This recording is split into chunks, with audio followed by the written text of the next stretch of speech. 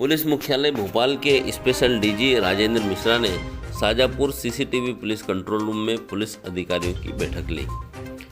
शाजापुर के CCTV control room में 14 सितंबर को पुलिस मुख्यालय भोपाल से शाजापुर आए स्पेशल डीजी राजेंद्र मिश्रा ने पुलिस अधिकारियों की बैठक ली।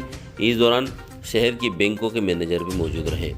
कोऑपरेटिव फ्रॉड से संबंधित यह बैठक आयोजित की गई थी। इसमें SP Pankaj Shrivastava, additional SP Shri T S. Baghel, SDOP Shrimati Deepa Dodwe सहित सभी थानों के टीआई व अन्य पुलिस अधिकारी मौजूद रहे। यहां पर उन्होंने बैंक प्रबंधकों को ऑनलाइन फ्रॉड रोकने और अन्य मामलों में जानकारी दी।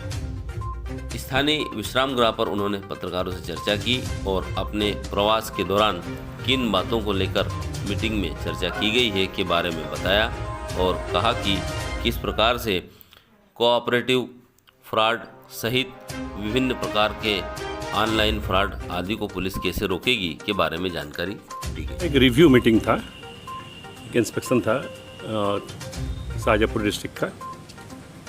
यहाँ हमने जितने भी फाइनेंशियल क्राइम होते हैं, जो वित्तीय अपराध जिसको मानते हैं, तो कोऑपरेटिव एक बहुत बड़ा क्षेत्र है उसमें। ठीक है, आज हमने यहाँ बैंक्स ऑफिशियल्स की, जो नॉन बैंकिंग फाइनेंशियल इंस्टीट्यूशन है, चीट फंड्स हैं, जो मनी लेंडिंग एक्ट है मध्य प्रदेश का, जो सूदखोरों की खिलाफ जो है निश्चय प्रकरण जो नियम है, और बाकी कोऑपरेटिव सेक्टर में जो 17-18 सेक्टर है कोऑपरेटिव में, जो कोऑपरेटिव बैंक्स हैं, पैक्स हैं, लैम्प्स हैं, पीडीएस हैं, और जो नेशनलाइज्ड बैंक्स हैं, तो प्राइवेट बैंक्स हैं, और जो भू माफियाज के बारे में भी, जो हाउसिंग सोसाइटीज़ हैं।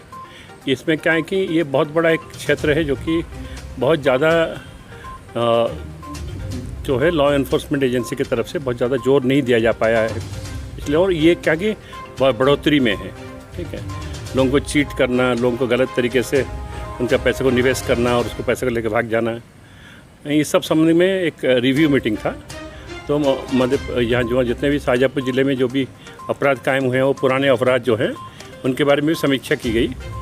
तो और दिशा निर्देश भी दिए गए उसमें कि किस टाइप का हमें जो अपराधियों के तक पहुँचना है, और उनकी जो बेनामी प्रॉपर्टीज़ बने हैं, उनकी जो प्रॉपर्टीज़ बनाए हैं उस पैसे से, इल गॉटन मनी से, और बहुत से ऐसे लोग भी हैं कि जो कि विलफुल डिफ़ॉल्टर्स हैं, कि वो जानबूझ करके धोखाधड़ी करके अपने एक बार उसी प्रॉपर्टी को 4 बैंक में जमा करके पैसा लोन ले लेते हैं।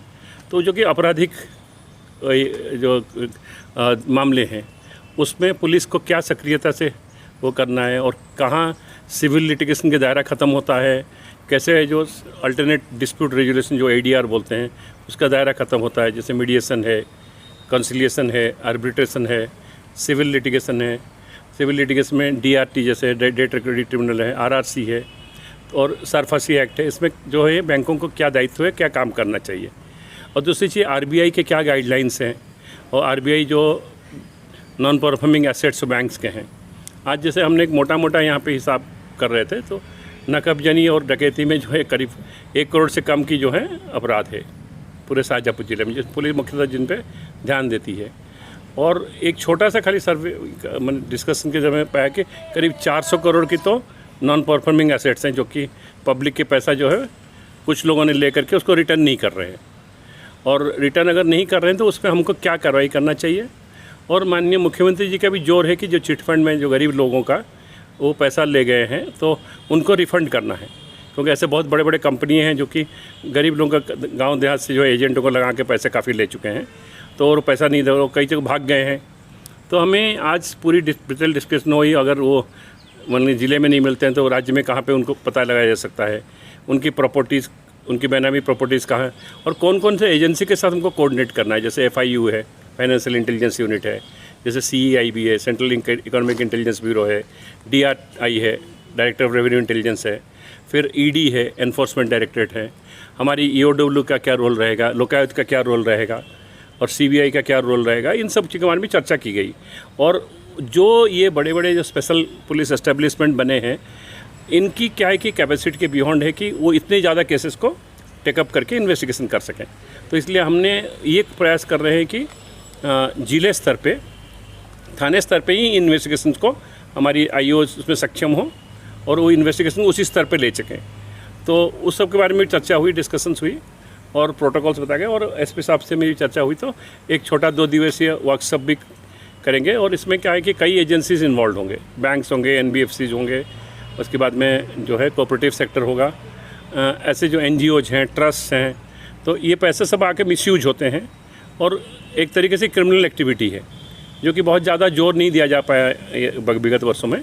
अब मैं समझता हूँ कि क्योंकि ये हमारी स्टेट की इकोनॉमी को, देश की इकोनॉमी को अफेक्ट करता है, तो उसके बारे में पूरी चर्चा हुई। आज एक केसेस का निरीक्षण किया गया और उसमें दिशा निर्देश भी दिए गए और कुछ लोगों ने अच्छे काम भी किए हैं। शाजापुर डिस्ट्रिक्ट में काम भी अच्छा हुआ है, रिकवरी वगैरह बहुत हुई विगत दिने, तो जो मुहिम चली है। और दूसरा चीज़ ये कि ये हम आग्रह भी किए हैं फाइनेंशियल इंस्टीट्यूट को, जो पैसा वापस नहीं कर रहे हैं तत्काल उसकी FIR दर्ज करवाएं।